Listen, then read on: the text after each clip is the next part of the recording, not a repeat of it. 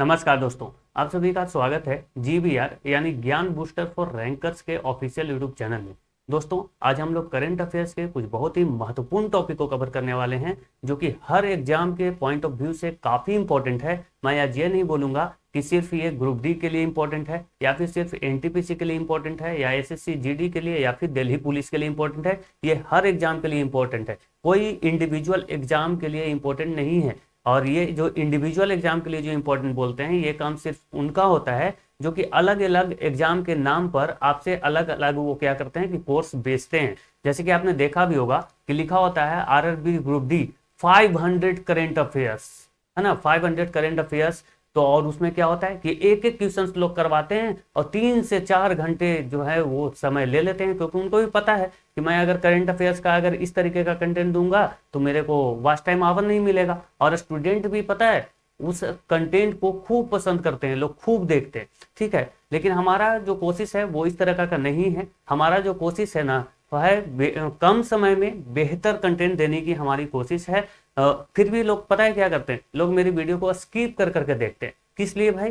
ताकि वो और समय को कम कर सके और अपना समय बचा सके। तो मेरे भाई मेरे बहन, उनको पढ़ना नहीं है, ठीक है, सीधी सी बात है। क्योंकि भाई इससे कम समय में और इतना अच्छा कंटेंट आपको यूट्यूब पर तो नहीं मिलने वाला, और इसकी गारंटी मैं आपको देता हूँ, ठीक है। तो अगर आप जाइए, अगर आपको वीडियो अगर देख रहे हो आप, तो उससे पहले आप मेरे चैनल पे जाओ, मेरे वीडियो के जो और भी वीडियो हैं उनके आप कमेंट देखो, तब आपको पता चलेगा। क्योंकि जो भी स्टूडेंट कमेंट करता है ना, जो पढ़ने वाला जो स्टूडेंट होता है, वो कभी भी वो बिकाऊ नहीं होता है, ठीक है। और वो एक समझदार स्टूडेंट होता है, वो मेहनत को कंटेंट को देख कर ही कुछ वो फीडबैक देता है, ठीक है। तो आप देख सकते हैं इस तरीके के कमेंट जो है वो आते हैं, और इन सभी का धन्यवाद कि इन्होंने इतना अच्छा मेरे को रिप्लाई दिया है। इनको बहुत अच्छा लगा और इन्होंने बहुत ही शानदार रिप्लाई दिया है, जो भी मतलब फीडबैक दिया है तो वो काफ़ी बढ़िया है। थैंक यू सो मच इसके लिए। और दोस्तों, आज हमने आपका कुछ ज़्यादा ही समय ले लिया। वैसे मैं इतना समय लेता नहीं हूँ, मैं डायरेक्ट फोकस करता हूँ अपने कंटेंट पर। बीच में भी आपने देखा होगा कि बहुत सारे लोग अपने प्रोडक्ट के प्रचार करते हैं, जैसे कि लोग टेक्स्ट बुक के, या फिर चलो ठीक है पढ़ाई लिखाई वाला तो ठीक है, लेकिन लोग पता नहीं क्या क्या किस किस प्रोडक्ट का लोग प्रचार करते हैं। मैंने तो अपने वीडियो में पेड प्रमोशन तक नहीं रखा है, ठीक है, आता है मेरे पास, लेकिन मैं वो अभी तक नहीं रखा हूँ। और चलो ठीक है भाई, ये पढ़ाई वाला कंटेंट है तो बीच बीच में मैं वो सारी चीज़ें, वो डिस्टर्बेंस नहीं चाहता। मैं अपने कंटेंट पे फुल फोकस करना चाहता हूँ, ठीक है। तो प्लीज़ आप वीडियो को पूरा जरूर देखा करें, ठीक है दोस्तों। चलिए अब हम अपने इस शानदार सेशन को शुरुआत करते हैं। तो सबसे पहले हम दोस्तों देख लेते हैं कि आज हम इस क्लास में क्या क्या पढ़ने वाले हैं।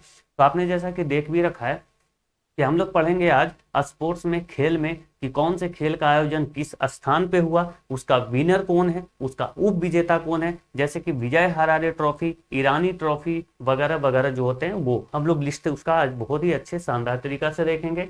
उसके बाद ब्रांड एम्बेसडर देखेंगे, जैसे कि आईसीसी T20 2026 जो होना है उसका ब्रांड एम्बेसडर अभी किसे नियुक्त किया गया है, या फिर पीएनबी यानी पंजाब नेशनल बैंक का जो ब्रांड एम्बेसडर है वो किसे नियुक्त किया गया है। उसके बाद दोस्तों हम देखने वाले हैं नई नियुक्तियां, जैसे कि जो अभी जो फिलहाल, वैसे तो मैंने बहुत सारी नियुक्तियां आपको करवा रखी है, लेकिन यहाँ पे सारी चीजें हम एकदम बिल्कुल नए पढ़ने वाले हैं। जैसे कि अगर हम नियुक्तियां पढ़ेंगे तो अभी पढ़ने वाले हैं, जैसे कि अभी चेंज हुए हैं मुख्य सूचना आयुक्त, तो उनके बारे में पढ़ लेंगे।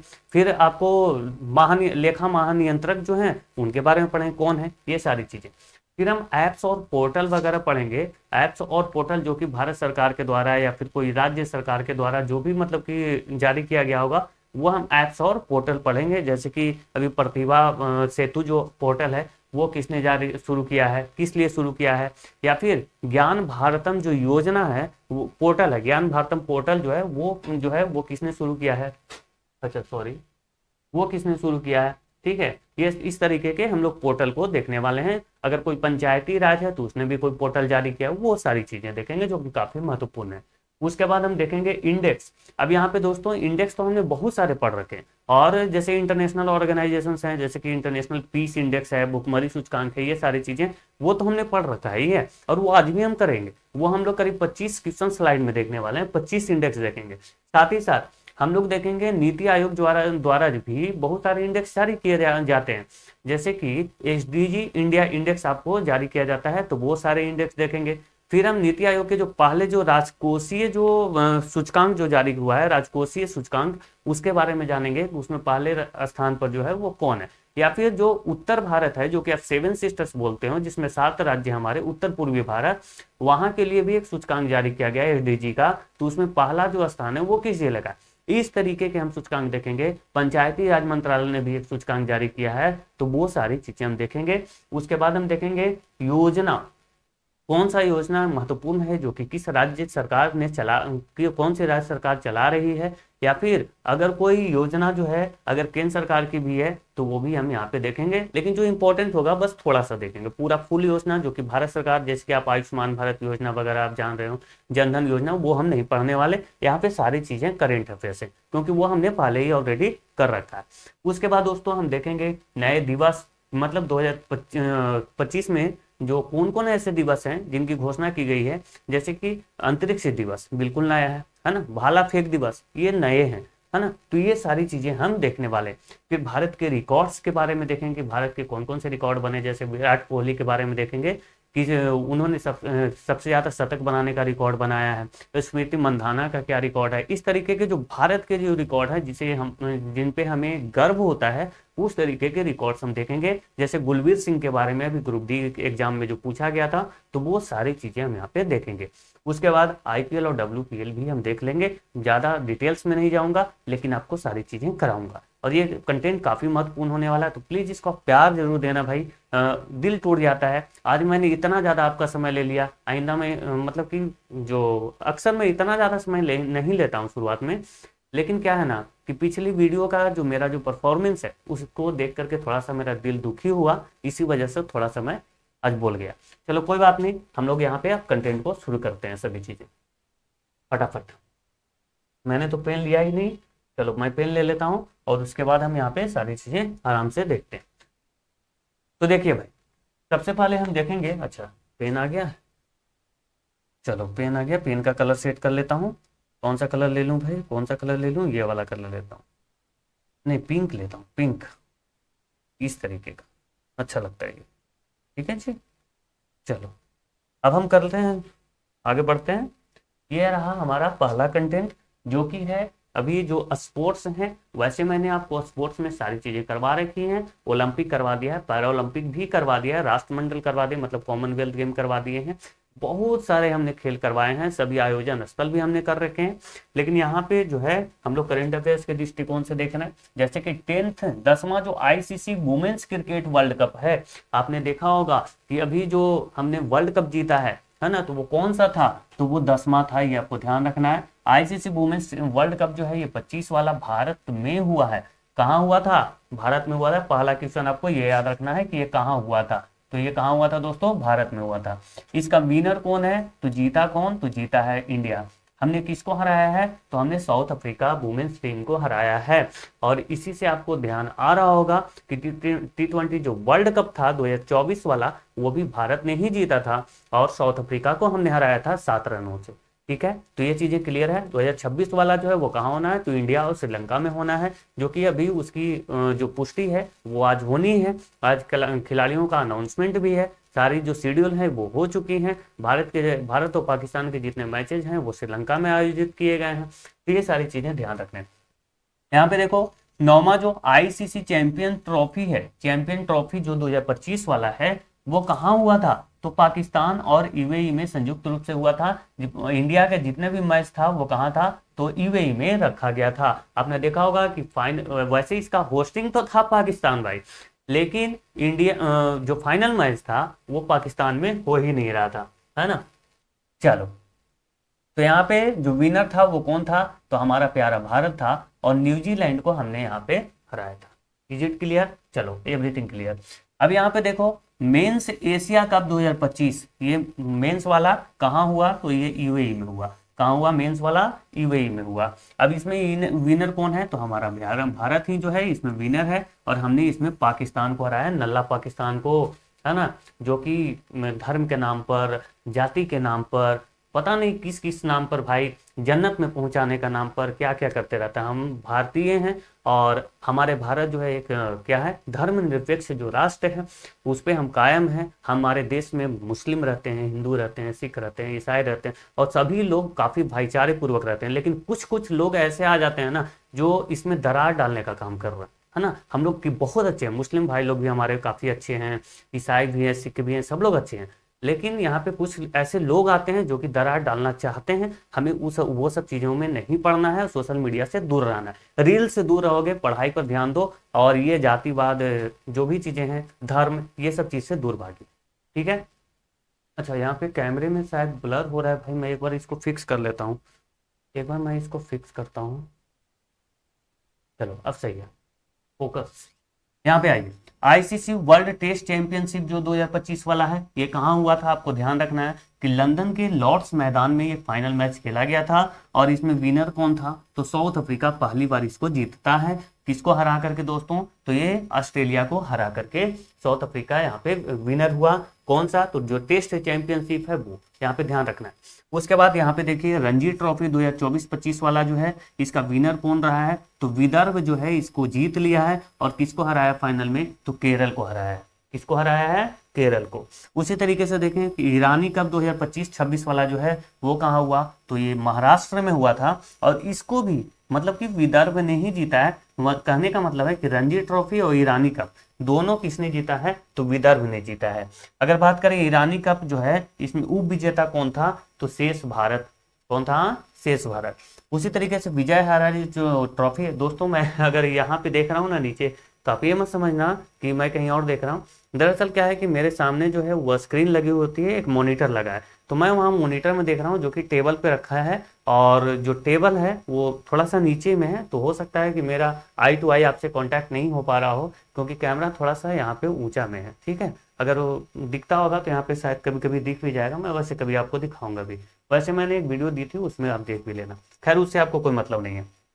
विजय हरारे ट्रॉफी 2024-25 कहाँ हुआ, तो बड़ोदरा में हुआ। और इसको जीता कौन है, तो कर्नाटक जीता है और विदर्भ यहाँ पे उप विजेता है। तो ये तीनों चीजें याद रखना है, तीनों में विदर्भ का नाम आता है। दो जो है वो जीता है विदर्भ ने, रणजी ट्रॉफी और ईरानी कप, जबकि विजय हरारे ट्रॉफी में यहाँ पे ये उप विजेता है, ठीक है। इजेट क्लियर। कंटेंट अच्छा लगे तो इसको लाइक जरूर कर देना और दिल जरूर फेंक के मारना भाई, ठीक है। आपकी कमेंट का मुझे हमेशा प्रतीक्षा रहता है। आप स्क्रीनशॉट जरूर ले लीजिएगा, मैं यहाँ पे साइड में हो जा रहा हूँ ताकि आपको पीडीएफ मांगने की ही जरूरत ना रहे।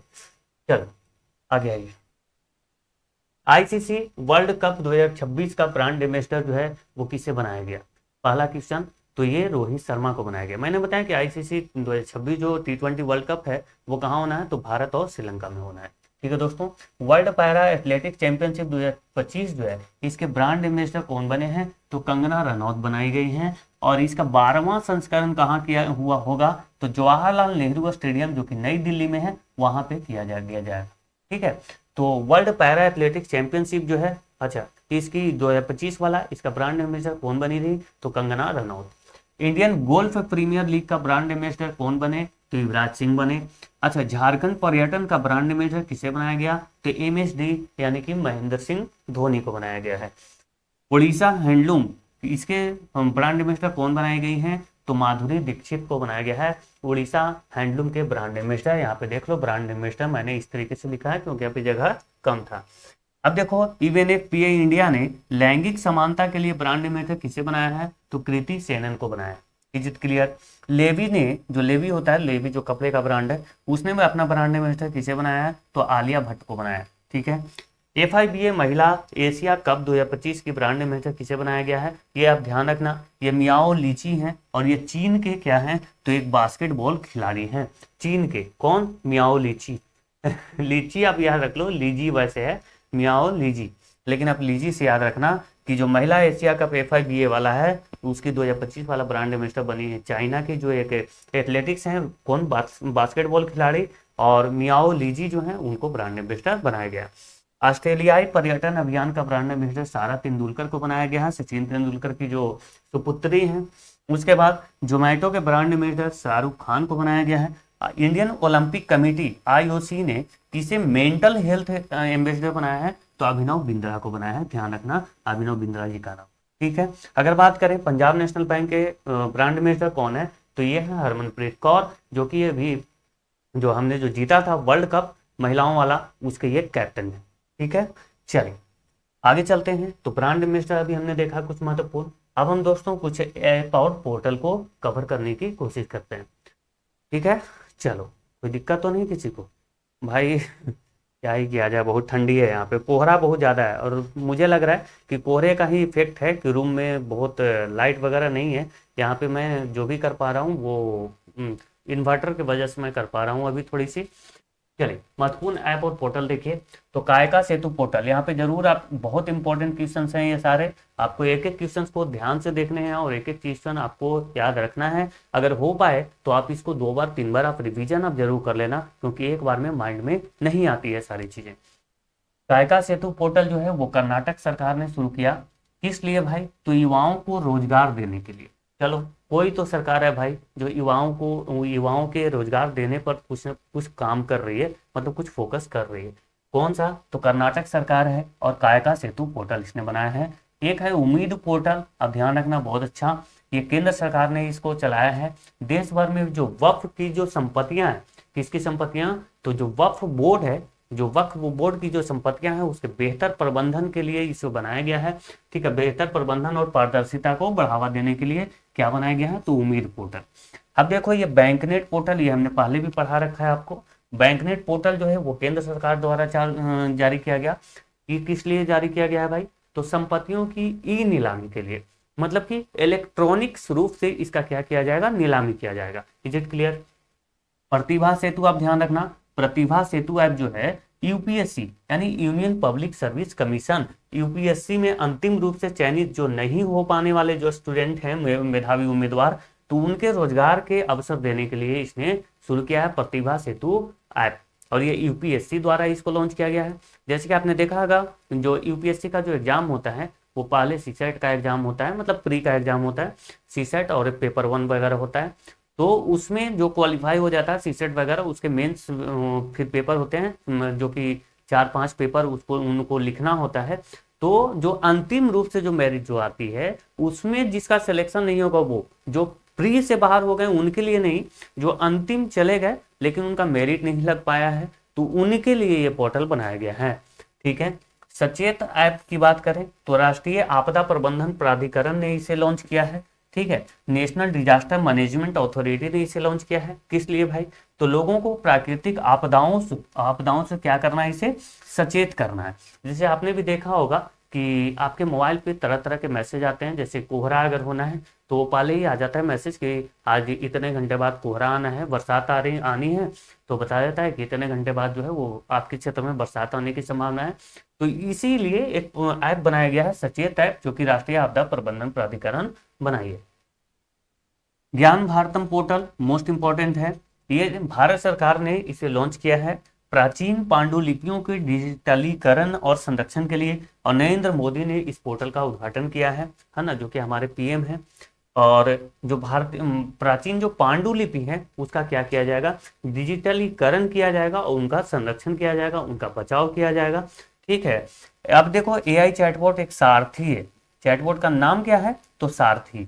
ये हरियाणा सरकार ने इसे लॉन्च किया है। सरकारी नीतियों जो है, यहाँ पे को होगा नहीं, यहाँ पे को, सरकारी नीतियों को जनता की पहुंच को आसान बनाने के लिए, अच्छा चलो तक ही सही है भाई, सरकारी नीतियों तक जो है वो जनता की जो आवाज, जनता की जो पहुंच है उसको आसान बनाने के लिए, यहाँ तक सही लिखा था मैंने। चलो आप समझना, सरकारी नीतियों को क्या करना है? तो जनता तक इसको पहुंचाना है, ताकि हर जनता तक ये जो भी सरकारी नीति है, जो भी सरकारी योजना है, सरकार का क्या नीति है, तो वो सारी नीति जो है वो जनता तक पहुंचाएगा कौन? तो सारथी। ठीक है, आगे चलते हैं। अब देखिए, भारतीय चुनाव आयोग ने ईसी नेट जो है वो एक ऐप जो है वो लॉन्च किया है। कौन? तो भारतीय चुनाव आयोग। मुझे आप बताना कि इलेक्शन कमीशन ऑफ इंडिया यानी ECI election commissioner of India जो है वो chief election commissioner of India कौन है? मुख्य चुनाव आयुक्त जो हैं वो अभी भारत के कौन है? ये मुझे आप कमेंट में बताना, जिससे मुझे पता चले कि कितने स्टूडेंट हैं जो कि मेरी वीडियो को यहाँ तक देख पाए हैं। आगे आते ये जो ऐप है भारतीय चुनाव आयोग इसका जारी किया है, कौन सा, इसी नेट, आप ध्यान रखना, इसी नेट। और ये मतदान के आंकड़े तेजी से और पारदर्शी तरीके से सार्वजनिक करने के लिए जो मतदान होते हैं, जैसे कि अभी आपने देखा होगा कि बिहार में जो चुनाव हुए उसमें जो विपक्षी जो दल हैं, जैसे कि आप कांग्रेस को ले सकते हो, आरजेडी को ले सकते हो, इन्होंने आरोप लगाया कि बिहार में जो है वो मतदान क्या हुए हैं, तो चोरी हुए हैं। बहुत जगह जो है वो भी ये लगाए जा रहे हैं ऐसे कयास। लेकिन भाई उसी के लिए अब पता नहीं ऐसा है या नहीं, लेकिन मुझे लगता है, मैं जहाँ तक, मैं किसी का पक्ष और विपक्ष की बात नहीं करूंगा, मुझे लगता है कि मैंने भी यहाँ पे देखा है, मैंने भी यहाँ पे मतदाता लिस्ट यहाँ पे चेक करी है, जब यहाँ पे वोटिंग था तो मैंने देखा कि कुछ लोगों के नाम कटे थे। जब मैंने उनसे संपर्क किया, क्योंकि मैं बहुत सारे लोगों का ढूंढ रहा था, उन्हें वोट देने जाना था, तो मैं ढूंढ रहा था, तो मैंने देखा बहुत सारे लोगों का नाम नहीं है। मैंने उनसे पूछा कि क्या आप उस कुछ दिन पहले अपडेट हो रहा था, तो क्या आप वहाँ पे कुछ दिए थे, तो उन्होंने बताया कि नहीं, हम यहाँ थे ही नहीं, तो हम कुछ नहीं दे पाए। चलो ठीक है, वो नहीं दे पाए तो उनका नाम कैसे हो पाएगा। सरकार तो ये मान के चल रही है, इलेक्शन कमीशन ये मान के चल रहा है कि वो जो है वो अब नहीं रहे हैं इस तरीके से, क्योंकि उनका कोई अपडेशन नहीं आया था। तो इसके लिए सरकार को एक नियमित एक टाइम देना चाहिए कि वो, ताकि जा करके क्या करें, फिर से दोबारा वो जो सारी चीज़ें हैं वो सबमिट कर सके। चलिए, तो इसीलिए जो है मतदान के आंकड़े तेजी से और पारदर्शी तरीके से सार्वजनिक करने के लिए कि अभी कहाँ पे कितना मतदान हो पाया है, वो सारी चीज़ें जारी किए जाएंगे। सेबी सेबी ने एक प्लेटफॉर्म लॉन्च किया है जिसका नाम है मित्रा। और ये मित्रा का आपको फुल फॉर्म याद रखना है, mutual fund investment tracing and retrieval assistant. Mitra का फुल फॉर्म क्या है, तो mutual fund investment tracing and retrieval assistant. और ये क्या है, तो एक प्लेटफॉर्म है। अब बात करते हैं कपड़ा मंत्री। कपड़ा मंत्री कौन है अभी, तो गिरिराज सिंह, गिरिराज सिंह। और इन्होंने एक ऐप लॉन्च किया है, कपास किसान ऐप। ये जो कपास जो किसान है उनके लिए कपास किसान ऐप लॉन्च किया है। कर्नाटक ने एक गरुड़ाक्षी, कर्नाटक सरकार ने गरुड़ाक्षी ऑनलाइन एफआईआर प्रणाली शुरू की है। आप ऑनलाइन जो है, कर्नाटक से अगर आप हैं तो ऑनलाइन ही एफआईआर दर्ज करवा सकते हैं। दिल्ली पुलिस ने जो है शिष्टाचार दस्ता, कौन सा, तो शिष्टाचार दस्ता जो है वो छेड़छाड़ से निपटने के लिए इसे शुरू किया है दिल्ली पुलिस ने। यूपी सरकार ने जो है राइज ऐप, अब ये मत समझना कि सारी चीजें मैंने ये करवा रखी है, ठीक है, अब ध्यान से देखो, बहुत सारे इसमें अपडेट हुए हैं, ठीक है। राइज ऐप जो है यूपी सरकार ने लॉन्च किया है, किस लिए, तो बच्चों के नियमित टीकाकरण को बेहतर बनाने के लिए। इसलिए बच्चों के नियमित टीकाकरण को बेहतर बनाने के लिए यूपी गवर्नमेंट ने राइज ऐप जो है वो लॉन्च किया है। अब बात करेंगे आंध्र प्रदेश की। माना मित्रा, माना मित्रा एक चैटबॉट है, ये शुरू किया है कौन, तो आंध्र प्रदेश सरकार ने। अगर बात करें पंचायती राज मंत्रालय, यहाँ पे देखो, पंचायती राज मंत्रालय ने एक वेब पोर्टल लॉन्च किया है जिसका नाम है सभासार। और ये किस लिए लॉन्च किया गया है, पंचायतों में जो भी जो समिट्स आप बोल सकते हो, जो बैठकें होती हैं, जो आयोजित किया जाता है बैठकें पंचायतों में, उसका जानकारी जो है ये पोर्टल पे उपलब्ध कराया जाएगा, ठीक है। वो सारी जो जानकारियां हैं इस पोर्टल पे उपलब्ध कराई जाएगी। उसके बाद उत्तराखंड सरकार की बात करें तो भागीरथ ऐप लॉन्च किया है, किस लिए, तो जल संरक्षण के लिए। पंजाब सरकार ने सृजन मोबाइल ऐप लॉन्च किया है, किस लिए भाई, तो मातृ मृत्यु दर कम करने के लिए। जो गर्भवती महिलाएं होती हैं, जो डिलीवरी देती हैं, उसके बाद क्या होता है कि मातृ मृत्यु दर जो है वो ज़्यादा वहाँ पे था, तो इसको कम करने के मतलब माताओं की जो मृत्यु है वो हो जाती थी ज़्यादा, तो उसको कम करने के लिए ये जो है एक ऐप लॉन्च किया गया है, ताकि सरकार को जो है वो सारी जानकारी प्राप्त हो और जल्द से जल्द उनको सहायता पहुंचाई जाए।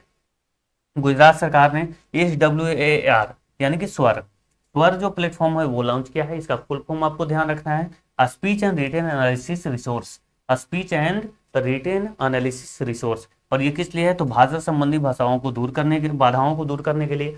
जैसे कि अगर मान के चलो कि मुझे हिंदी आती है, जो बांग्लादेश या फिर बंगाल का जो बच्चा होगा, अगर उसको हिंदी नहीं आ रही होगी, तो वो इसके माध्यम से ट्रांसलेट कर पाएगा और उसे भाषा संबंधी बाधा जो है वो दूर हो जाएगी, मतलब वो समझ सकता है मेरी भी बातों को, मेरी भावनाओं को। तो आप भी प्लीज मेरी भावनाओं को समझिए, बातों पे मत जाइए, और जो लोग जो बात जो फेंकते हैं यूट्यूब पर, उन पे आप मत जाइए, भावनाओं पे जाइए, कंटेंट पे जाइए, जहाँ पे पढ़ना हो वहाँ पे आइए।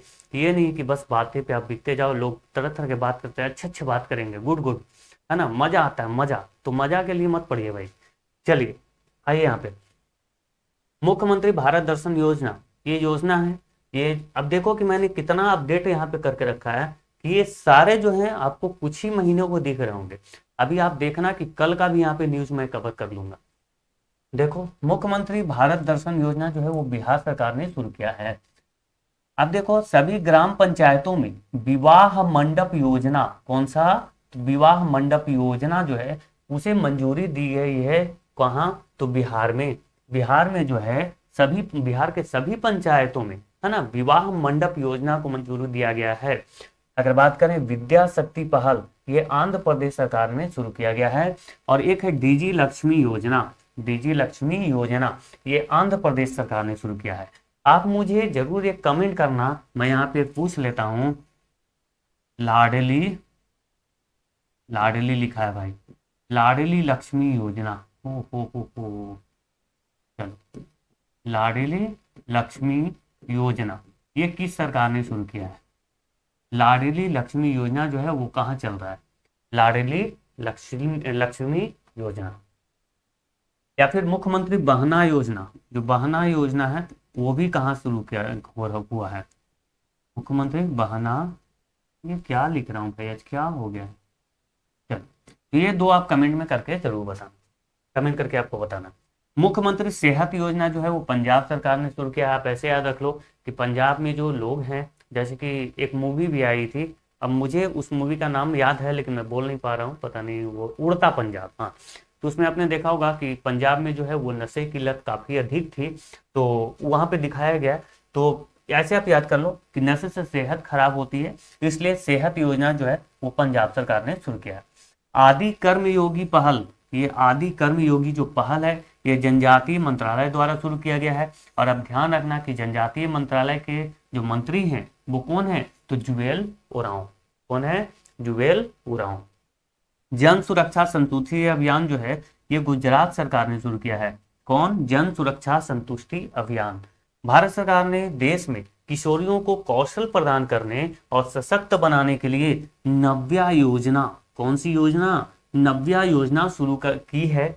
और ये अभी पूरे देश में लागू नहीं होगा, क्योंकि अगर भारत सरकार शुरू कर रहा है तो पूरे देश में लागू होना चाहिए, लेकिन अभी ये शुरू किया है और इसे अभी ट्रायल पे रखा गया है, मतलब पायलट प्रोजेक्ट के तौर पर इसे कहाँ शुरू किया गया है, तो उत्तर प्रदेश के सोनभद्र जिले में, उत्तर प्रदेश के सोनभद्र जिले में।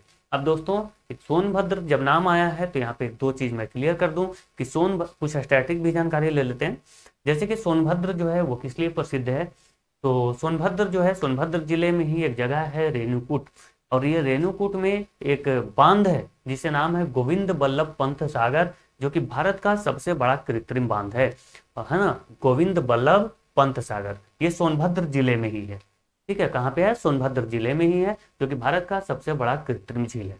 अगर बात करें कि हिंडाल्को जो एल्यूमिनियम प्लांट है, हिंडाल्को का जो एल्यूमिनियम प्लांट है वो भी कहाँ पे है, तो वो रेणुकूट में ही है, और वो भी सोनभद्र जिले में ही है, ठीक है। अब देखो, राजभवन अन्धन योजना, राजभवन अन्न धन योजना जो है ये गोवा सरकार ने शुरू किया है। पंडित दीनदयाल उपाध्याय गरीबी मुक्त ग्राम योजना जो है ये राजस्थान सरकार ने शुरू किया है। कौन सा? तो पंडित दीनदयाल उपाध्याय गरीबी मुक्त ग्राम योजना, मतलब कि ग्राम को क्या करना है, तो गरीबी मुक्त करना है। गज मित्र योजना ये असम सरकार ने शुरू किया है। गज वैसे भी हाथी वाला जो बहुत सारे जो चीजें आती है ना, वो असम से संबंधित होता है, तो ऐसे आप ध्यान रखना। और ये किस लिए हुआ है, तो मानव हाथी संघर्षों की बढ़ती संख्या को रोकने के लिए, मतलब कि मानव और हाथी, मनुष्य और हाथियों के बीच जो संघर्ष जो हो जाती है, जिसमें बहुत सारे जो हाथी है वो मारे जाते हैं, कभी कभी मनुष्य भी मारे जाते हैं, तो इस संघर्ष को क्या करना है, कम करना है। चल आगे आते हैं दोस्तों।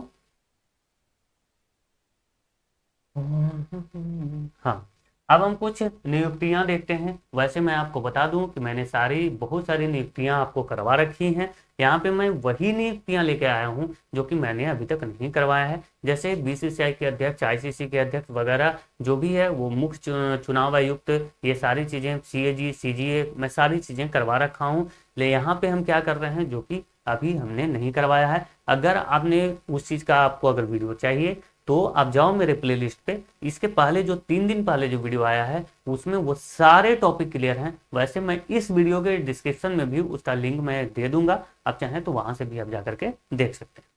चलिए, मुख्य सूचना आयुक्त कौन बनाया गया है? तो राजकुमार गोयल। राजकुमार गोयल। अब ये बताओ कि ये कितना दिन पहले का न्यूज होगा? कितना दिन पहले का न्यूज होगा? मुझे लगता है कि ये 4 से 5 दिन पहले का ही न्यूज है, जो कि मुख्य सूचना आयुक्त जो है वो बदले गए थे। और मुझे मेरे अंदाज से ये 15 दिसंबर को शायद ये चेंज हुए हैं। आगे देखते हैं। फिक्की। फिक्की के अध्यक्ष कौन है? तो अनंत गोयनका को बनाया गया है।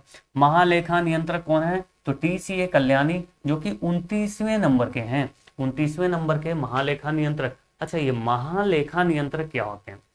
महालेखा नियंत्रक जो होते हैं कंट्रोलर जनरल ऑफ अकाउंट होते हैं, मतलब सीजीए। मैं यहाँ पे लिख दे रहा हूँ ताकि आप कंफर्म रहो। सीजीए। एक होता है सीएजी। एक क्या होता है? सीएजी, जिसको कैग बोलते हैं, कंट्रोलर जनरल ऑफ, ये क्या होता है भाई? सीएजी। सीएजी इसको क्या बोलते हैं? कंट्रोलर जनरल ऑफ, मैं भूल रहा हूँ भाई। ये अभी कौन है? ये संजय मूर्ति है। सीएजी इसका फुल फॉर्म मुझे याद है, लेकिन क्या है कि अभी मैं बोल नहीं पा रहा हूँ। संजय मूर्ति कौन है? ये संजय मूर्ति मुझे याद आता है तो मैं आपको बताता हूँ इसका फुल फॉर्म। ये तो कंट्रोलर जनरल ऑफ अकाउंट है। और ये कौन है? ऑडिटर जनरल ऑफ इंडिया, ऐसे करके कुछ होता है। Auditor general of India, controller and auditor general of India. ठीक है, अब मुझे याद आया, थोड़ा सा माफी चाहता हूँ भाई। चलो, पीएम के उपराष्ट्रीय सुरक्षा सलाहकार कौन है? तो ये अनीश दयाल हैं। पीएम के उपराष्ट्रीय सुरक्षा सलाहकार कौन है? अनीश दयाल। अब जब पीएम की बात आई है तो मुझे बताना कि इनके जो पर्सनल सेक्रेटरी हैं, पीसी पर्सनल सेक्रेटरी, ये कौन है? पीएस लिखना है भाई। पर्सनल सेक्रेटरी जो है वो कौन है? 2 लोगों का नाम बताना है जो कि इनके पर्सनल सेक्रेटरी, प्रधान सचिव फर्स्ट एंड प्रधान सचिव सेकंड, ये मुझे आप बताना। उसमें आरबीआई के एक गवर्नर भी हैं। आगे चलते।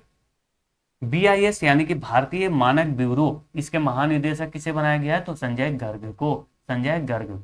एसोचैम के अध्यक्ष, यहाँ पे आप सही कर लेना, अध्यक्ष ये निर्मल कुमार मिंडा को बनाया गया है। सीआईएसएफ के महानिदेशक बनाया गया है प्रवीर रंजन। सीआईएसएफ के महानिदेशक कौन बने हैं? प्रवीर रंजन।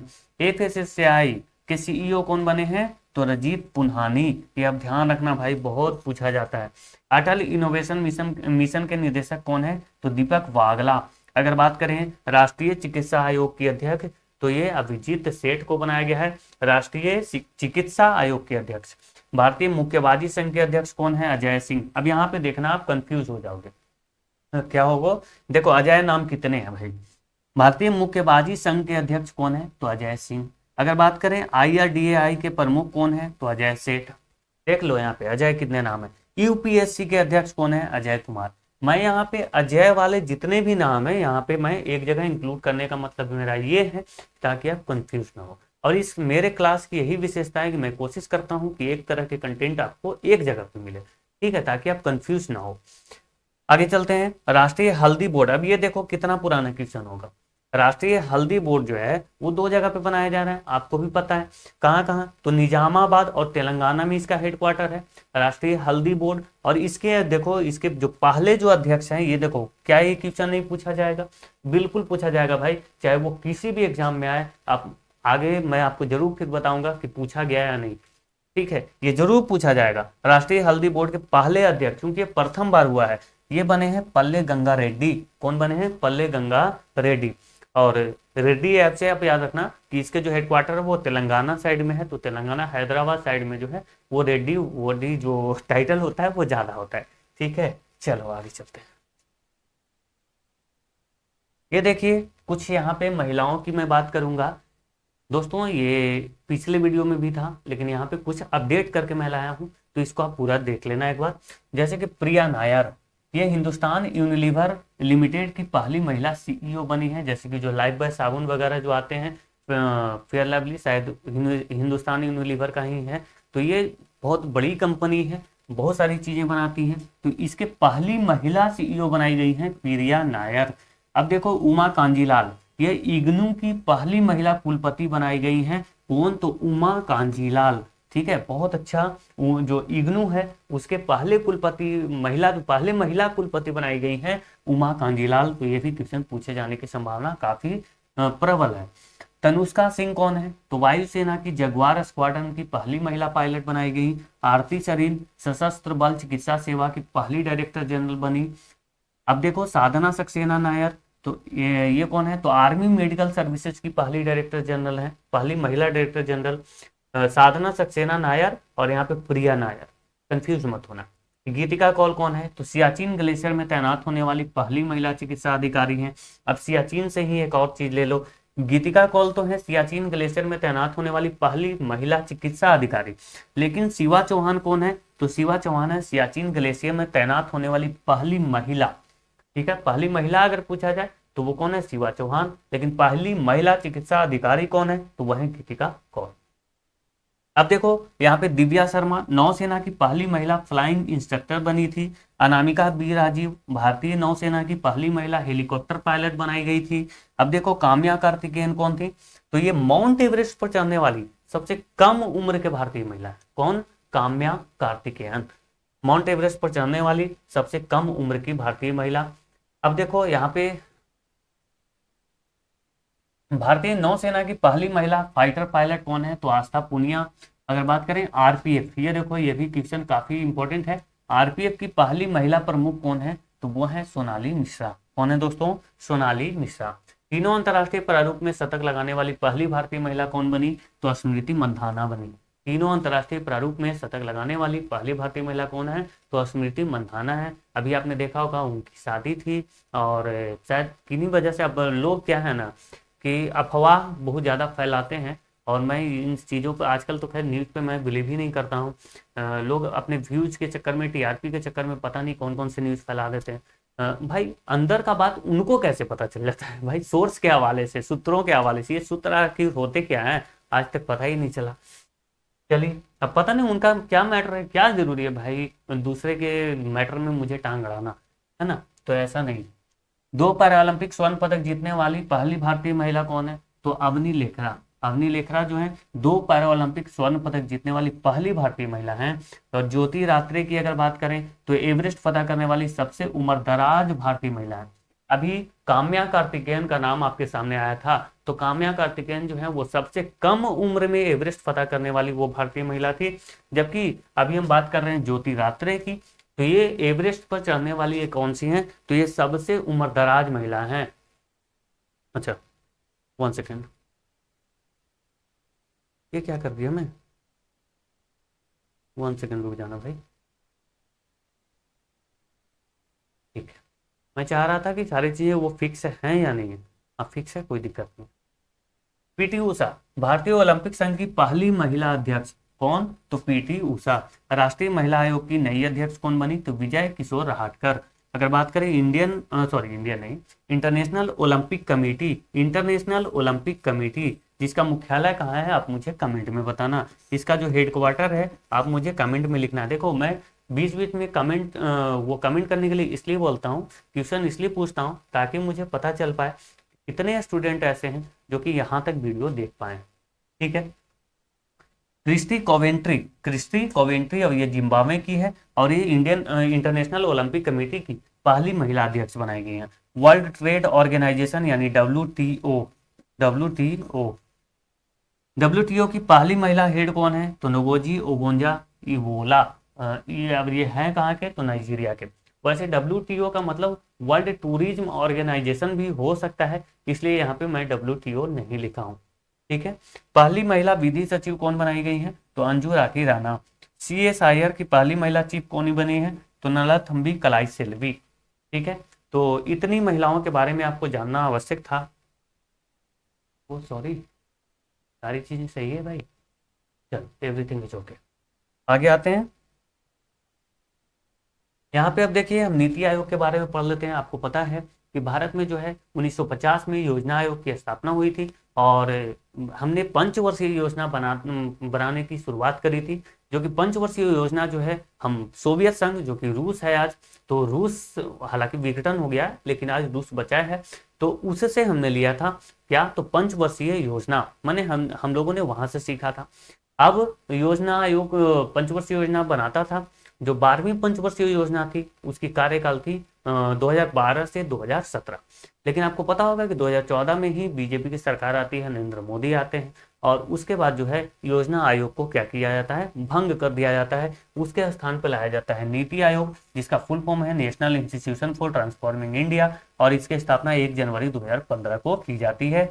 अब योजना आयोग जो है वो नहीं रही, उसके स्थान पर नीति आयोग आ गई है, और इसके भी अध्यक्ष प्रधानमंत्री ही होते हैं। योजना आयोग के भी अध्यक्ष कौन होते थे, प्रधानमंत्री ही होते थे। ठीक है दोस्तों, तो यहाँ पे अब देखो कि इसके अध्यक्ष कौन होते हैं, प्रधानमंत्री। प्रथम सीईओ कौन थे, सिंधुश्री खुल्लर, सिंधुश्री खुल्लर। प्रथम उपाध्यक्ष कौन थे, तो अरविंद पनगड़िया। अब देखो प्रथम तो पढ़ लिया, वर्तमान भी जानो। वर्तमान सीईओ कौन है, तो बीवीआर सुब्रमण्यन, और इनका कार्यकाल 1 साल के लिए अभी बढ़ाया गया था। वर्तमान उपाध्यक्ष जो है वो सुमन बेरी हैं। उपाध्यक्ष कौन है, सुमन बेरी, और सीईओ कौन है, बीवीआर सुब्रमण्यन। अब नीति आयोग बहुत सारे इंडेक्स जारी करती है, जिसमें से एक है एसडीजी इंडिया इंडेक्स। इसके बाद इसके और भी हम इंडेक्स देखने वाले हैं नीति आयोग के। तो देखो SDG sustainable development goal India index 2023-24, उसके बाद अभी जारी नहीं हुई है। तो इसमें केरल और उत्तराखंड जो है उसने सर्वोच्च स्थान हासिल किया है, और दोनों का जो स्कोर रहा है वो कितना रहा है, 79।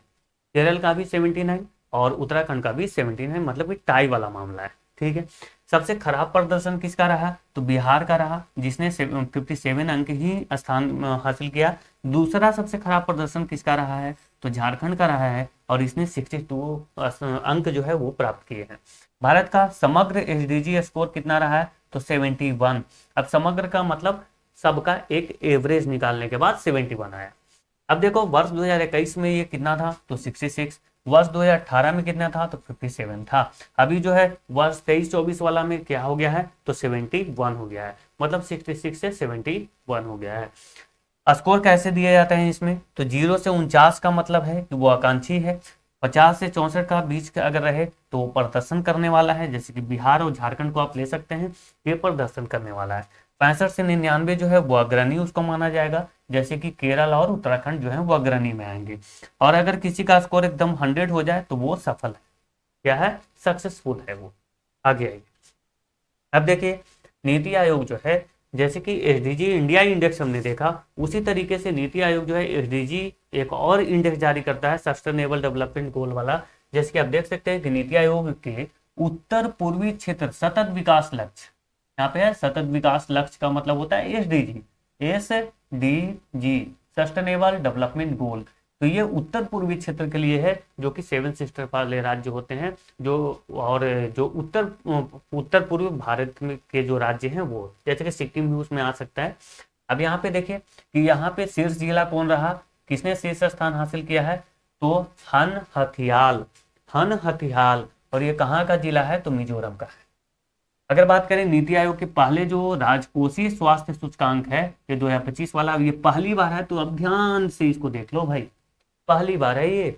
नीति आयोग ने पहली बार राजकोषीय स्वास्थ्य सूचकांक जारी किया है, जिसमें उड़ीसा ने प्रथम स्थान हासिल किया है, दूसरे स्थान पर है छत्तीसगढ़, और तीसरे स्थान पर है गोवा। अगर बात करें पंचायत हस्तांतरण सूचकांक 2024, उसके बाद जारी अभी तक नहीं हुए हैं, तो पंचायत हस्तांतरण सूचकांक 2024 के अनुसार सर्वोच्च स्थान हासिल किसने किया है, तो कर्नाटक।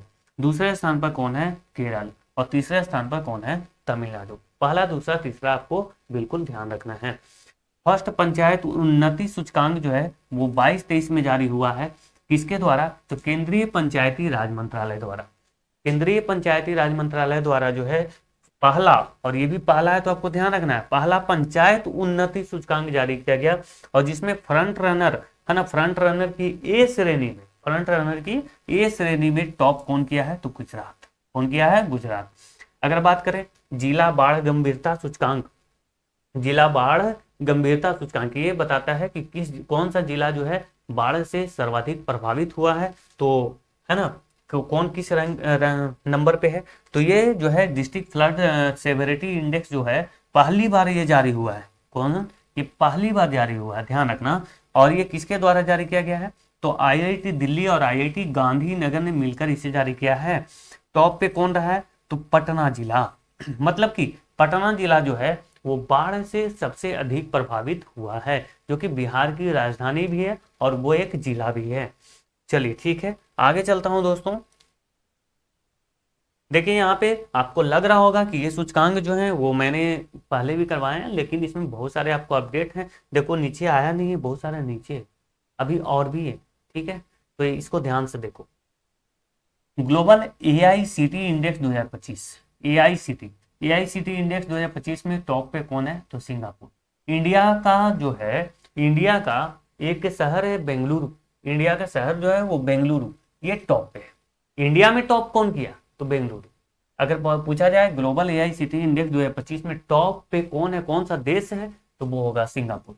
अगर पूछा जाए कि टॉप इंडिया में टॉप पे कौन है, तो वो होगा बेंगलुरु, जिसने ओवरऑल 26 नंबर प्राप्त किया है, मतलब 26वें स्थान पर है ओवरऑल। पूरा वर्ल्ड की बात करें तो 26वें स्थान पर है, लेकिन इंडिया में ये टॉप है। साइबर क्राइम इंडेक्स 10वां स्थान प्राप्त हुआ, रशिया टॉप पे है।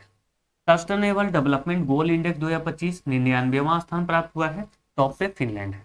करप्शन परसेप्शन इंडेक्स जो है 2025 वाला, ये 96वां स्थान भारत को प्राप्त हुआ है, जिसमें स्कोर 38 था हमारा भारत का, और डेनमार्क जो है वो टॉप पे है।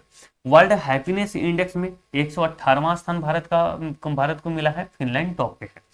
ग्लोबल फायर पावर इंडेक्स में चौथा स्थान भारत को प्राप्त हुआ है, और यूनाइटेड स्टेट जो है वो पहले नंबर पे है। एशिया पावर इंडेक्स में तीसरे स्थान पे इंडिया है, और ग्लोबल यूनिकॉर्न इंडेक्स में भी तीसरे स्थान पे है इंडिया। ठीक है, यूएस टॉप पे है। विश्व बौद्धिक संपदा सूचकांक 2025 में 42वां स्थान मिला भारत को, टॉप पे है यूएस। ह्यूमन डेवलपमेंट इंडेक्स 2025 में 130वां स्थान मिला है भारत को, टॉप पे कौन है? तो आइसलैंड, यूएनडीपी द्वारा ये जारी किया जाता है, United Nation Development Programme. Global gender, अब देखो यहाँ पे दो चीजें आपको देखनी है ध्यान से। Global gender gap index, global gender gap index, इसमें तो 121वां स्थान है भारत का, जो और इसमें टॉप पे कौन है? तो आइसलैंड, और वर्ल्ड इकोनॉमिक फोरम द्वारा इसे जारी किया जाता है। जेंडर इनइक्वालिटी इंडेक्स भी एक होता है, जिसमें 102वां स्थान मिला भारत को, टॉप पे है यूएनडीपी द्वारा ये जारी किया जाता है। एक है वैश्विक आतंकवाद सूचकांक, वैश्विक आतंकवाद सूचकांक, world terrorism index, world terrorism index, इसमें जो है 14वां स्थान मिला है भारत को। कौन सा स्थान? 14वां स्थान मिला है भारत को। टॉप पे कौन है? तो बुर्किना फासो है, टॉप पे कौन है? तो बुर्किना फासो। हम थोड़ा सा और देखेंगे इंडेक्स को। यहाँ पे देखिए, देखो आप बोलते हो कि भाई हेनले पासपोर्ट इंडेक्स नहीं है, मुझे ये बता दो कि आर्यन पासपोर्ट इंडेक्स में भारत का स्थान क्या है। तो यहाँ पे हम लोग पढ़ेंगे आर्यन कैपिटल्स वाला। जलवायु परिवर्तन प्रदर्शन सूचकांक 2026, अच्छा ये मैं बता दूं क्लियर करके, ये है जारी तो किया गया 2025 में इसको, लेकिन ये है 2026 के लिए। उसी तरीके से अगर आपको 2025 वाला पूछा जाए तो उसमें आप बोलना कि 10वां स्थान था भारत का। कौन सा स्थान था? 10वां। पहले दूसरा तीसरा खाली है, टॉप पे कौन था? तो डेनमार्क, टॉप पे कौन है? डेनमार्क। ऐसे है ये चौथे स्थान पे, लेकिन यही टॉप पे भी है, क्योंकि पहला दूसरा और तीसरा स्थान खाली है, वहां पे कोई नहीं है। ठीक है, इसमें जो है 2026 वाला में भारत का कौन सा स्थान है? 23वां। जर्मन वाच द्वारा इसको जारी किया जाता है। एनर्जी ट्रांजिशन इंडेक्स में भारत को 71वां स्थान प्राप्त हुआ, टॉप पे कौन है? स्वीडन। ग्लोबल लिवेबिलिटी इंडेक्स जो है वो इसमें कोपेनहेगन जो है वो टॉप पे है, डेनमार्क के। ग्लोबल इनोवेशन इंडेक्स जो है इसमें 38वां स्थान प्राप्त हुआ है भारत को। वर्ल्ड इन्वेस्टमेंट रिपोर्ट 2025 में, जो कि अंकटाड के द्वारा जारी किया गया है, इसमें टॉप पे यूएस है, 15वां नंबर पे हमारा भारत है। Travel and tourism development index 2024 में 39वां स्थान भारत को प्राप्त हुआ, टॉप पे यूएसए है। वर्ल्ड इकोनॉमिक फोरम द्वारा इसको जारी किया जाता है। ग्लोबल हंगर इंडेक्स, इसमें 102वां स्थान भारत को प्राप्त हुआ है। वर्ल्ड प्रेस स्वतंत्रता इंडेक्स 2025 151वां स्थान प्राप्त हुआ, टॉप पे कौन है? नॉर्वे। अगर बात करें 2024 की तो उसमें 157वां नंबर पे था। वैश्विक शांति सूचकांक में 115वें स्थान पे भारत है, टॉप पे कौन है? आइसलैंड। आई से इसे भी एकदम शांत होता है, ठंडा होता है, तो ऐसे याद रखो टॉप पे। वर्ल्ड कॉम्पिटिटिवनेस रैंकिंग जो है इसमें भारत को 41वां स्थान प्राप्त हुआ, टॉप पे कौन है? तो स्विट्जरलैंड है। आर्यन कैपिटल्स पासपोर्ट इंडेक्स 2025 में 67वां स्थान मिला है भारत को, टॉप पे है यूएई। ध्यान रखना भाई, यहाँ टॉप पे यूएई ही है, और सेकंड नंबर पे सिंगापुर और जापान दोनों है। सेकंड नंबर पे कौन है? सिंगापुर और जापान। लेकिन अगर हेनली पासपोर्ट इंडेक्स की हम बात करें तो इसमें भारत को 85वां स्थान मिला है। हालांकि 2024 वाला में 77वें स्थान पे था, लेकिन 25 वाला में 85वें स्थान पे है, और सिंगापुर जो है इसमें टॉप किया है। यहाँ पे क्या है, तो सिंगापुर सेकंड नंबर पे है, यहाँ पे टॉप में यूएई है। ठीक है, तो ये चीजें आपको ध्यान रखनी है। अब दोस्तों यहाँ पे आईपीएल देख लेते हैं फटाफट। मेरे पास टाइम थोड़ा सा अब कम है, तो जल्दी जल्दी करते हैं। आईपीएल जो है यानी टाटा आईपीएल 2025 का 18वां सीजन था, और ये कहाँ हुआ, तो सॉरी कहाँ हुआ, ये तो मैं गलत बोल रहा हूँ ना, ये तो अलग अलग जगहों पर होता है, इंडिया में ही होती। परिणाम और पुरस्कार की अगर बात करें तो फाइनल मुकाबला रॉयल चैलेंजर्स बेंगलोर आरसीबी ने पहली बार जीता है। किसको हराया, तो पंजाब किंग्स को हराया। कितने रनों से, 6 रनों से हराया है। फाइनल का स्कोर 190 था। ठीक है, आरसीबी ने बनाए थे 184, पंजाब ने बनाए थे। फाइनल में मैन ऑफ द मैच का अवार्ड किससे मिला है, तो कुणाल पांड्या को मिला था, है ना। कुणाल पांड्या आरसीबी के खिलाड़ी हैं। अगर बात करें ऑरेंज कैप किसको मिला, तो ये साई सुदर्शन है, जो कि सबसे ज्यादा रन बनाए गुजरात टाइटंस के, 759 रन इन्होंने बनाए थे। पर्पल कैप जो है मतलब सबसे ज्यादा विकेट किसने लिया, तो प्रसिद्ध कृष्णा, और ये भी गुजरात टाइटंस के थे, 25 विकेट इन्होंने लिए। मोस्ट वैल्यूएबल प्लेयर का अवार्ड किसे मिला, तो सूर्य कुमार यादव, जो कि मुंबई इंडियंस से खेलते हैं। हालांकि वो अभी भारतीय टी20 के कैप्टन भी हैं। फेयर प्ले अवार्ड जो है चेन्नई सुपर किंग्स को मिला, जो कि महेंद्र सिंह धोनी की टीम है। Best catch of the season का अवार्ड मिला है कमिंदो मेंडिस को, और ये सनराइजर्स हैदराबाद के हैं। डेवाल्ड ब्रेविस का इन्होंने कैच लिया था, जो कि चेन्नई सुपर किंग्स से खेलते हैं। ठीक है, आगे चलते हैं दोस्तों। डब्ल्यूपीएल की बात करें तो ये तीसरा सीजन था डब्ल्यूपीएल का, और बीसीसीआई इसको ऑर्गेनाइज करवाता है। इस सीजन में कुल 5 फ्रेंचाइजी जो थे, मतलब 5 टीमों ने हिस्सा लिया था, और ये 5 टीमें आप देख सकते हैं, Mumbai Indians, Delhi Capitals, royal Challengers Bengaluru, Gujarat giants और यूपी वॉरियर्स। डब्ल्यूपीएल 2025 का खिताब किसने जीता, तो मुंबई इंडियंस वुमेन ने जीता है, और उन्होंने 2025 में फाइनल में दिल्ली कैपिटल्स को इन्होंने 8 रनों से हराया था। फाइनल मैच का स्कोर जो था 149 पे 7 था, और दिल्ली मात्र 141 पे 9 हो गई थी, तो ये 8 रनों से जीत गया था मुंबई। फाइनल का प्लेयर ऑफ द मैच कौन बनी, तो हरमनप्रीत कौर, मुंबई इंडियंस की कैप्टन। यहाँ पे आइए, प्लेयर ऑफ द सीजन या फिर मोस्ट वैल्यूएबल प्लेयर का खिताब किसने जीता, तो नेट्स जेवियर ब्रंट, जो कि मुंबई इंडियंस से खेलते हैं। सबसे ज्यादा रन किसने बनाए, तो इन्होंने ही बनाए, नेट्स जेवियर ब्रंट, और इन्होंने 523 रन बनाए थे पूरे सीजन में। सबसे ज्यादा विकेट किसने लिए, तो एमेलिया केर, जो कि मुंबई इंडियंस के हैं, इन्होंने टोटल 18 विकेट लिए थे। प्रसिद्ध कृष्णा ने कितने विकेट लिए थे आईपीएल में, 25 विकेट लिए थे। ठीक है, ऐसे रिलेट करके याद कर लेना। सबसे ज्यादा छक्के किसने मारे, तो ये मारे थे एशले गार्डनर ने, एशले गार्डनर, जो गुजरात जायंट से खेलते हैं। 18 छक्के इन्होंने टोटल लगाए थे। अब आइए दोस्तों, न्यू इंपॉर्टेंट डेज हम कर लेते हैं। तो राष्ट्रीय स्टार्टअप दिवस जो है वो 16 जनवरी को मनाया जाता है। पराक्रम दिवस जो है वो 23 जनवरी को मनाया जाता है। पता नहीं लाइट क्यों ब्लिंक कर रहा है भाई। पराक्रम दिवस कितने कब, 23 जनवरी को। अंतर्राष्ट्रीय महिला न्यायाधीश दिवस 10 मार्च को। इस्लामोफोबिया दिवस जो है वो 15 मार्च को मनाया जाता है। ब्लर कर रहा है क्या। पहला अंतर्राष्ट्रीय शून्य अवशिष्ट दिवस जो है वो 30 मार्च को मनाया जाता है। ये तो गड़बड़ हो रहा है, 1 सेकंड रुकना भाई, मैं वैसे जा रहा हूँ तो ऐसे क्यों हो रहा है, इसको सही करना पड़ेगा। अब देखना, अभी भी हो रहा है क्या। पहला ये पढ़ लिया ना, मरखोर दिवस। ये मरखोर जो है वो पाकिस्तान का राष्ट्रीय पक्षी है, और ये 24 मई राष्ट्रीय पशु है, पशु एनिमल, पक्षी बोल दिया, ध्यान कहीं और है भाई, कुछ गलत बोल दे रहा हूँ मैं। विश्व फुटबॉल दिवस जो है वो 25 मई को मनाया जाता है। हाँ ठीक है। संविधान हत्या दिवस जो है वो 25 जून को। आपको पता है 25 जून को ही इंदिरा गांधी के द्वारा इमरजेंसी की घोषणा की गई थी, इसीलिए इसको मनाया जाता है। अगर बात करें भाला फेंक दिवस, तो 7 अगस्त को। क्यों, 7 अगस्त 2021 को ही नीरज चोपड़ा ने टोक्यो ओलंपिक में क्या किया था, स्वर्ण पदक जीता था। 2021 बोल रहा हूँ ओलंपिक, तो 2021 में नहीं हुआ भाई, वो 2020 वाला था, लेकिन वो 2021 में हुआ था, क्योंकि आपको पता है उस समय कोरोना आ चुका था। अंतर्राष्ट्रीय अंतरिक्ष दिवस जो है वो 23 अगस्त को मनाया जाता है, और ये क्यों, तो चंद्रयान 3 जो है 23 अगस्त को ही चंद्रमा के साउथ पोल पे लैंड किया था। अब देखिए यहाँ पे विभाजन विभीषिका स्मृति दिवस 14 अगस्त को मनाया जाता है। राष्ट्रीय डॉल्फिन दिवस 5 अक्टूबर को मनाया जाता है। अंतर्राष्ट्रीय देखभाल एवं सहायता दिवस 29 अक्टूबर को। अंतर्राष्ट्रीय बायोस्फीयर रिजर्व दिवस 3 नवंबर को। जनजातीय गौरव दिवस 15 नवंबर। विश्व सतत परिवहन दिवस 26 नवंबर, और मैत्री दिवस 6 दिसंबर, वीर बाल दिवस 26 दिसंबर। उसी तरीके से महामारी की तैयारी का अंतर्राष्ट्रीय दिवस 27 दिसंबर को मनाया जाएगा हर साल। ये देखिए कुछ रिकॉर्ड्स हैं, जैसे बुलबीर सिंह ने पुरुष 10,000 मीटर की दौड़ में इन्होंने क्या किया, अपने ही रिकॉर्ड तोड़ दिया, 27 मिनट, और ये 0 सेकेंड है। उसके बाद 22 यूनिट, इसको सेकेंड इसको मत समझना, मतलब लगभग 27 मिनट के टाइम में ही अपना ही रिकॉर्ड तोड़ दिया है। देव कुमार मीना क्या है, तो पॉल वॉल्ट में 5.40 मीटर की ऊंचाई से नया रिकॉर्ड बनाया है इन्होंने। अनिमेश कुजूर जो है 100 मीटर और 200 मीटर स्प्रिंट दोनों में राष्ट्रीय रिकॉर्ड तोड़ते हुए 2025 में विश्व चैंपियनशिप के लिए क्वालिफाई किया है।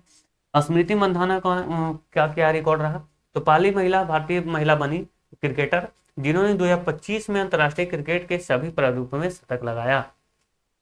2025 में इंडिया वुमेन्स क्रिकेट टीम ने एक दिवसीय ओडीआई में 435 पर 5 का स्कोर बनाकर भारत का अब तक का सर्वोच्च टीम स्कोर लिखा है ना। इंडियन वुमेन्स क्रिकेट टीम ने एक ओडीआई में 435 पे 5 मतलब 5 विकेट, ये सबसे बड़ा स्कोर था। इंडिया पैरा एथलेटिक्स टीम ने 2025 में वर्ल्ड पैरा एथलेटिक्स चैंपियनशिप 2025 में कुल 22 मेडल जीत करके सर्वश्रेष्ठ प्रदर्शन किया। और इंडिया पैरा एथलेटिक्स टीम में जो है किसमें, तो वर्ल्ड पैरा एथलेटिक्स चैंपियनशिप 2025 में सबसे ज्यादा पदक अभी तक जीता है, मतलब ये भी एक रिकॉर्ड है। अब देखो सर्वज्ञ सिंह कुशवाहा जो है मात्र 3 साल 7 महीने 20 दिन की है, और इतने कम उम्र में फेडरेटेड शतरंज खिलाड़ी ये बन गए, और 1572 की रेटिंग पाकर इन्होंने इतिहास रच दिया। ये सबसे युवा है। अगर बात करें आरिनी लाहौटी, तो ये देखो ये भी शतरंज से ही है, लेकिन ये 5 साल की उम्र में तीनों शतरंज फॉर्मेट, यहाँ पे तीनों शतरंज फॉर्मेट, और तीनों कौन कौन है, तो क्लासिकल, रैपिड और ब्लिट्ज, ये तीनों में रेटिंग हासिल इन्होंने किया। जबकि ये क्या है, तो ये सबसे युवा फेडरेटेड शतरंज खिलाड़ी बने।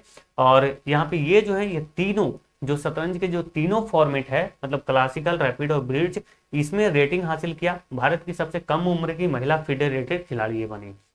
अगर बात करें दिव्या देशमुख, तो 19 साल की उम्र में 2025 में फीडे वुमेन्स वर्ल्ड कप जीतकर भारत की युवाओं में शतरंज की चमक उभरी। इसके साथ ही वह भारत की चौथी महिला ग्रैंड मास्टर भी बनी।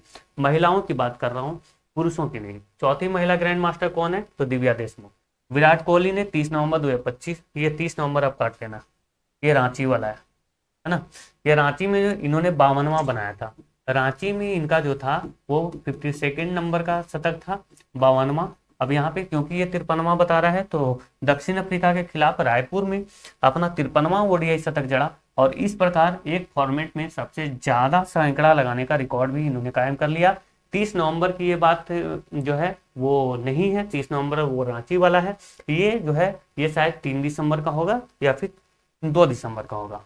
ठीक है दोस्तों, तो बताइएगा जरूर कि कैसा लगा आप लोगों को सारी कंटेंट, और क्या आप मेरी बातों से सहमत हो। आप इस वीडियो को और भी लोगों तक जरूर पहुंचाना, ताकि कि और भी स्टूडेंट्स को इसका बेनिफिट मिल सके और स्टूडेंट जुड़ पाएँ, जिससे हमारी भी एक क्या है कि जो हम भी क्या हो सके, हमें भी एक हौसला मिले। क्योंकि अगर ज़्यादा देखेंगे लोग, कमेंट अच्छे अच्छे आते हैं तो हौसला मिलता है, और वीडियो बनाने के लिए मैं उत्सुक हो पाता हूँ। अगर वीडियो अगर वाच नहीं होगा तो फिर कैसे होगा, मन नहीं करता फिर बनाने का। ठीक है, मन छोटा हो जाता है, दुखी हो जाता है।